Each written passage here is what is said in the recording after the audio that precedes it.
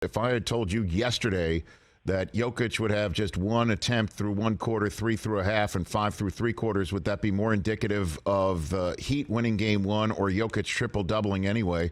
We would have probably chosen Heat win game one, but he triple-doubled anyway. Not necessarily. You know? Not necessarily, because when he doesn't take shots, he's such a phenomenal passer. It's usually because he's setting guys up if they're doing their thing. There's no way on earth that they'd be trailing or losing, and he would have had that minimal amount of shots. Usually when that transpires for him, it's because other guys are hitting shots, and he's just letting them get their shine, because most of the time he knows it's reserved for himself.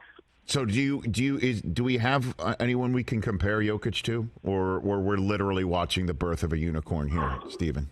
What do we got? I think it's the birth of a unicorn. I think when you consider him, I mean, the guy, he's a big tub of lard, can't jump onto a curb, and you can't stop him. It's just unbelievable. Too big, too strong, too mobile. Quick of foot. Footwork is exceptional. Passing ability is exceptional. Shooting touch is exceptional. You see the combination of all of those things. He's certainly not going to stop too many people defensively, even though Jimmy Butler was only 1 of 9 from the field when Jokic was guarding him last night. The bottom line is he's not known for his defense. He's known for what he delivers offensively. And when you consider his touch, his ability to shoot the ball, his ability to pass the ball, along with doing various other things, his basketball IQ is off the charts. You could call him a unicorn if you like. I don't think anybody would argue with any superlatives thrown in this direction, because he is something special to behold. And then Murray is just as special, it appears, too, as a birth of his superstardom. And I understand, again, we're talking about a team that performed very well in the bubble and almost made the NBA Finals if it weren't for the Lakers, obviously, that year.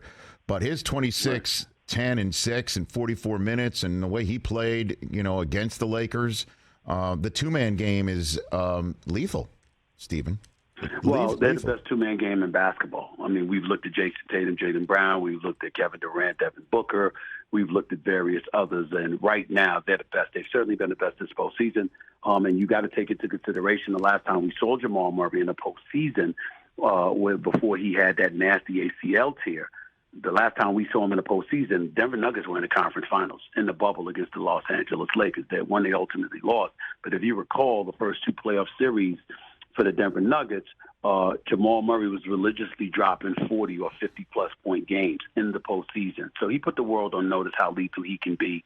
I think he's an upgraded version from a guy like Klay Thompson, because he's a long-range sniper himself, except he has better ball handling skills and a better ability to create his own shot and get to the basket a bit better than the great Klay Thompson.